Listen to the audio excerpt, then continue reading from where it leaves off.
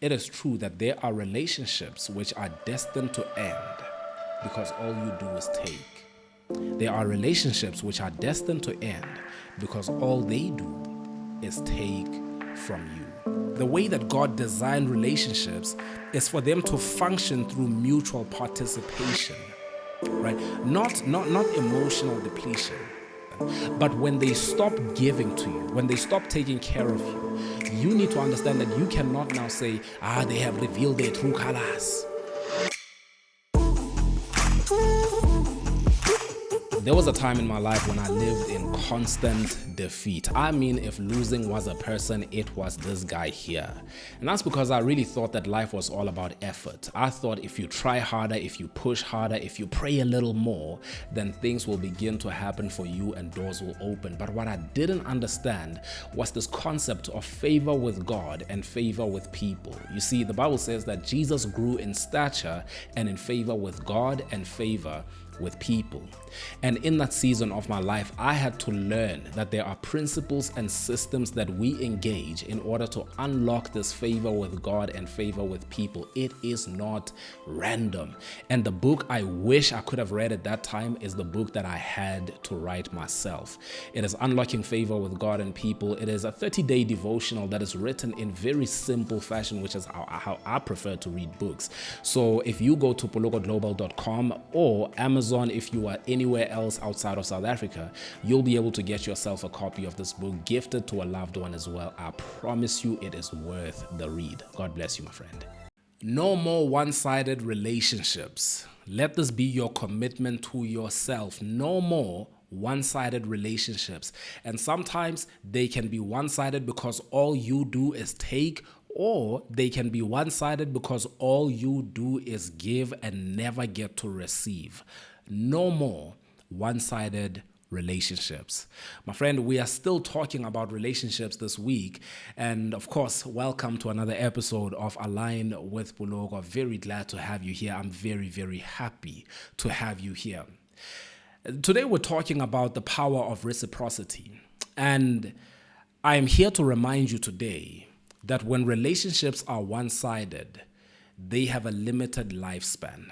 Right? When giving in a relationship is one-sided, the sustainability of the relationship is limited. It has a very short shelf life. I'm telling you now. Many people find themselves in relationships where only one person carries the weight of the emotional labor, where only one person makes sacrifices consistently, where only one person picks up the phone and calls, where only one person pours out while the other person only receives, and they're happy to receive. All they do is receive. They never ever ask themselves, how can I pour back? I want you to understand that anything that you are not pouring back into will soon begin to die. If there is a relationship where all you do is take, it will soon begin to die. These kind of relationships, they often start off with good intentions. And we would think that the participation is mutual. We would expect it to be mutual. But oftentimes, they lead to exhaustion because you find out that participation is not mutual. So these kind of relationships, although they start with good intentions, they lead to exhaustion because there is one person there. There is one person there who will take any given opportunity. They will take and they will never pour back in. Now, the truth is, and there's no way of avoiding this, the way that God designed relationships is for them to function through mutual participation, right? Not emotional depletion. Relationships function through mutual participation. I'm not saying that you need to start counting all that you have done so that other people can give you the equivalent. There are times when the other person cannot pour into you as much as you have poured into them. And that's okay. You just want to know that they are making an effort. Listen, there are times when you yourself cannot pour into another person as much as they have poured into you. And that is okay, as long as you know that they are making an effort, that they are at least trying somehow.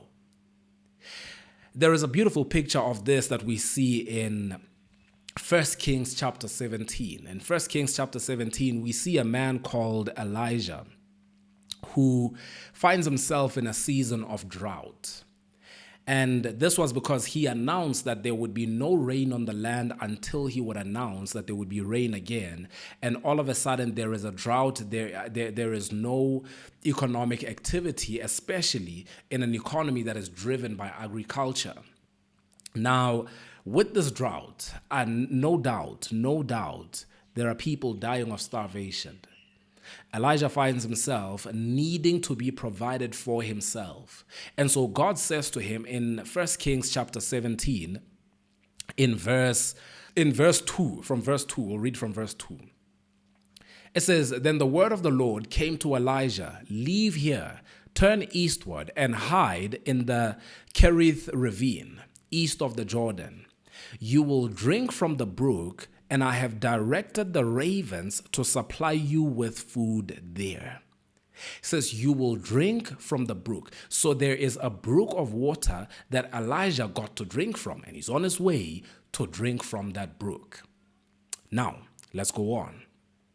From then, after that, it says, so he did what the Lord had told him. He went to the Kerith ravine, east of the Jordan, and stayed there. The ravens brought him bread and meat in the morning, and bread and meat in the evening, and he drank from the brook. We're still together, right? Verse 7 says, some time later, the brook dried up. Why? Because there had been no rain on the land. The brook can only give so much if it is not receiving from the rain. And so this was a temporary place of provision. This could not be sustained if the brook was not being refreshed. I want you to hear me. I want you to hear me. Because sometimes these relationships exist that come our way only to pour into us for a season. But if we want them to last, we need to find a way to pour back into them. Because if we do not pour back into them, they begin to dry up. The brook begins to dry up simply because there is no rain. I have given all that I can, and I can give no more. And some of us will start to see that in our relationships. Some of us have already seen it in our relationships where we could give no more. There was just nothing left to give. And it is at this point that the provision shifts. Now God says to him, this season here is done. I want you to go somewhere else and you will find provision there. Go find a widow. And this widow will give you enough sustenance until it rains again. And he goes to meet this widow.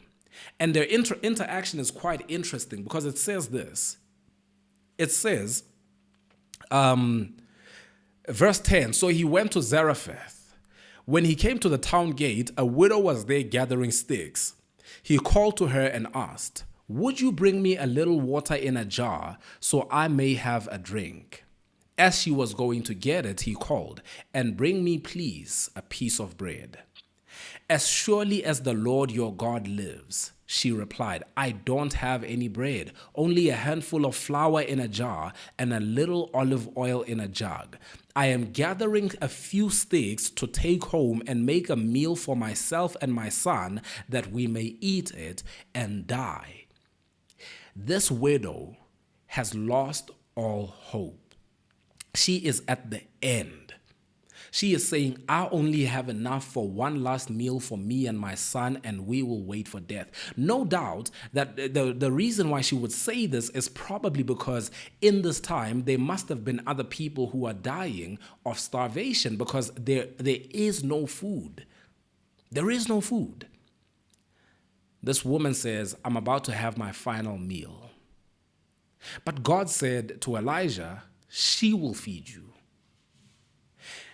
And then it says, verse 13, Elijah said to her, don't be afraid. Go home and do as you have said. But first, make a small loaf of bread for me from what you have and bring it to me.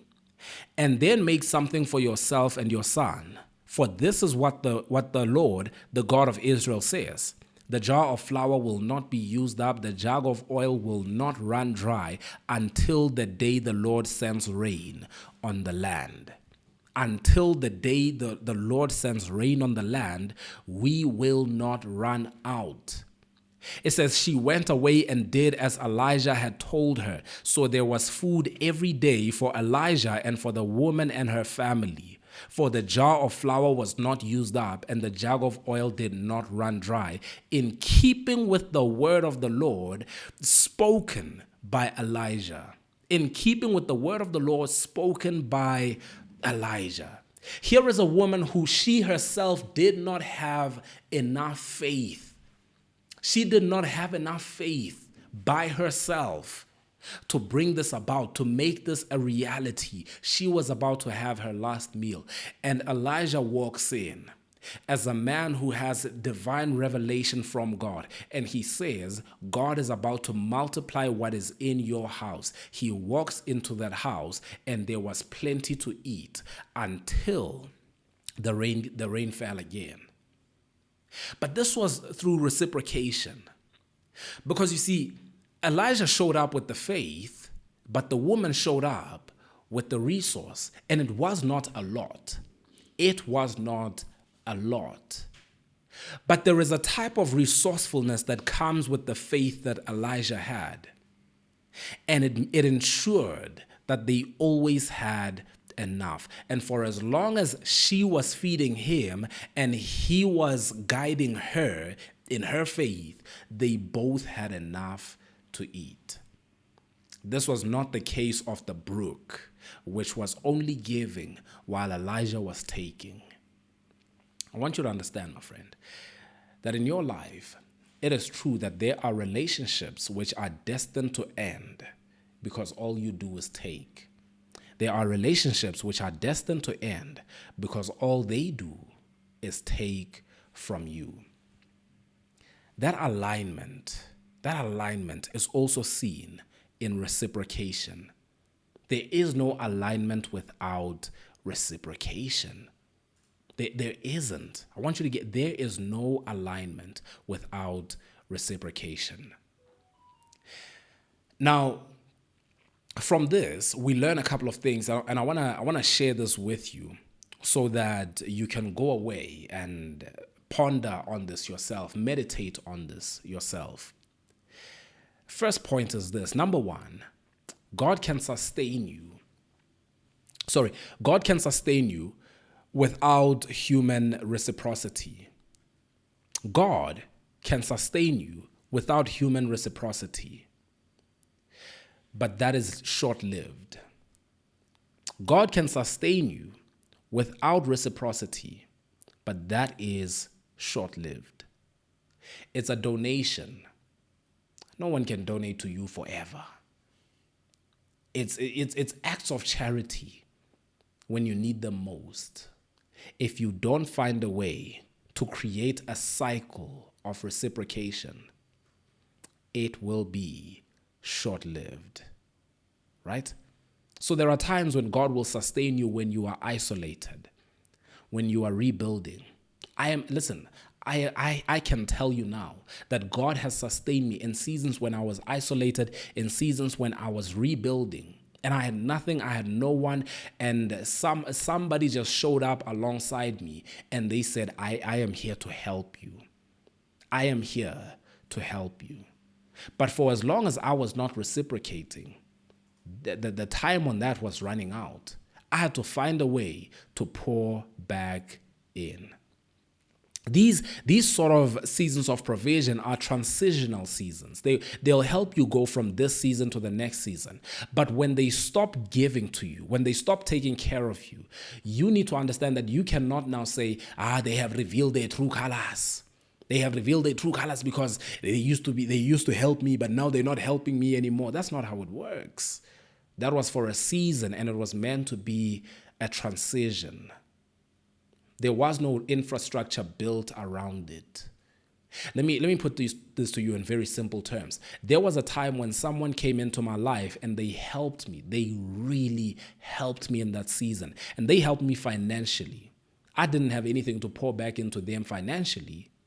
But I remember saying to them, I can help look after your kids so you guys can have date night. When they had told me that it was so hard to have date night since now the kids are at this age, I said, can I look after them one night? I can play games with them. I can relax with them. I can make sure they get into bed while you guys go out and have date night. You trust me. You know me. And they said yes. And that was my way of pouring back into them. And just like that, the cycle continues, right? So it's not always a question of do I have enough to give to them what they've given to me? Can I get the gifts that are of the same value? It is not about that. It is not about that. There are people who I know who have poured into me who are multi millionaires, who all I could do was buy them a book. That's all I could do.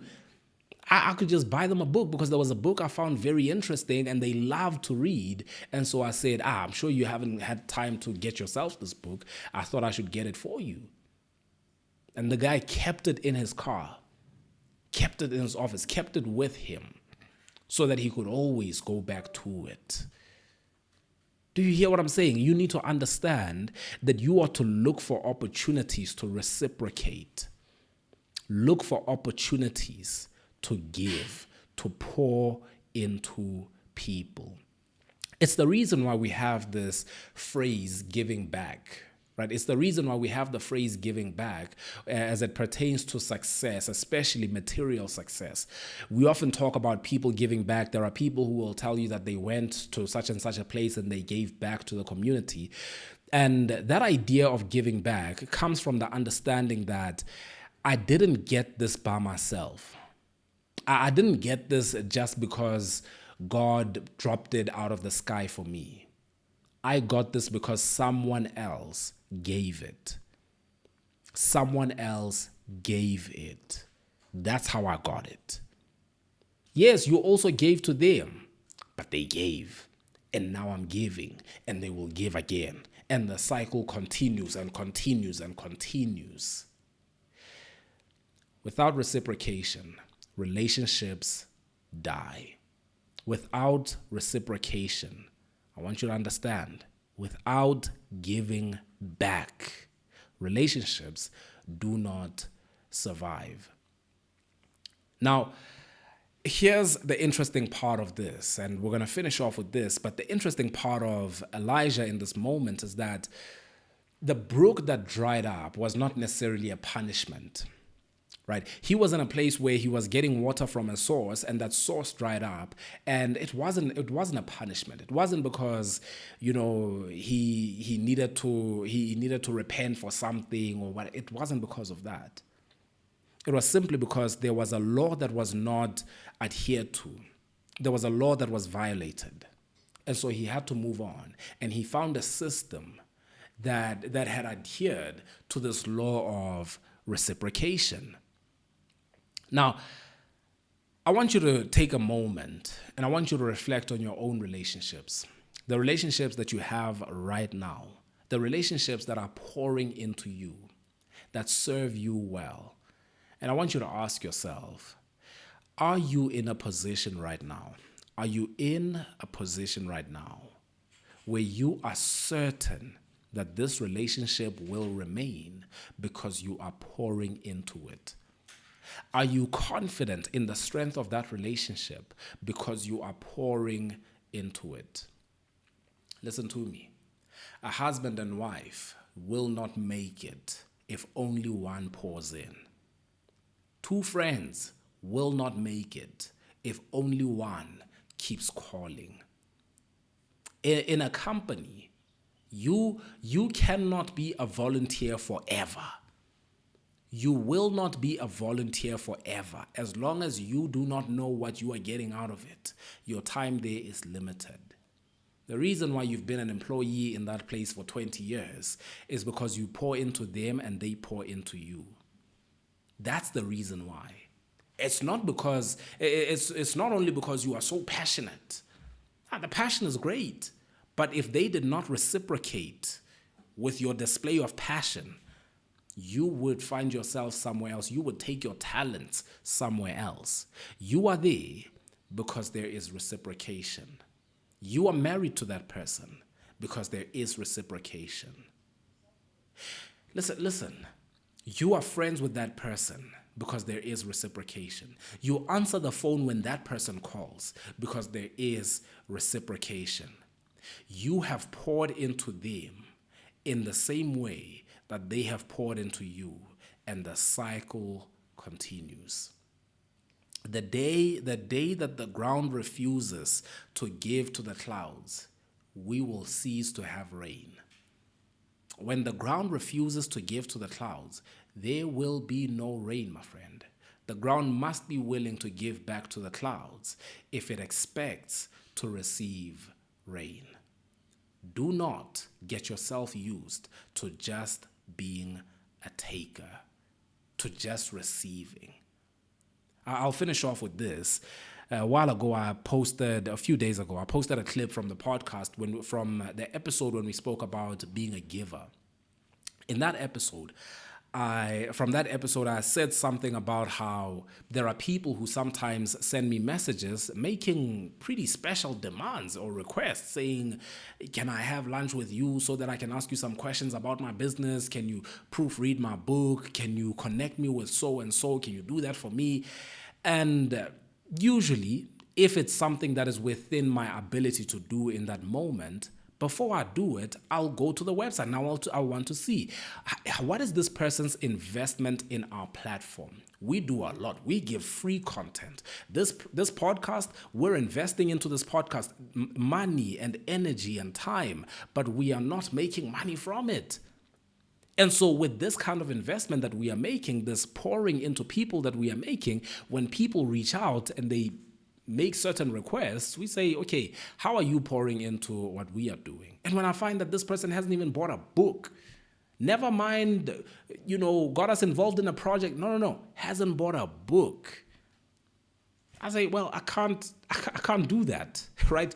I cannot do that. And someone replied to that video. They commented on that video saying, I understand where you're coming from, but people are not the same. Some people are going through a lot and this and that and this and that. Listen, I say this humbly, that if I was trying to attend to the needs of everyone who is going through a lot, I would not live another day. This is not arrogance. This is something that should be very simple to understand, that even you yourself, you don't attend to the needs of everyone who is going through a lot. Everyone is going through a lot. And if you had to attend to people's needs simply because they're going through a lot, you wouldn't make it. You wouldn't have time for your children, time for your family, your spouse. You wouldn't have time for the calling of God on your life. You wouldn't have time for anything else. There are people who, when they call, I pick up the phone. When they send a message, I react immediately. And it's because that relationship is sustained by reciprocation. As Christian as we are, this is one which is very difficult for a lot of people to understand and to accept. But however difficult it is to accept, does not change the fact that it is true. Commit yourself to ensuring that your relationships are marked by reciprocation. God bless you, my friend.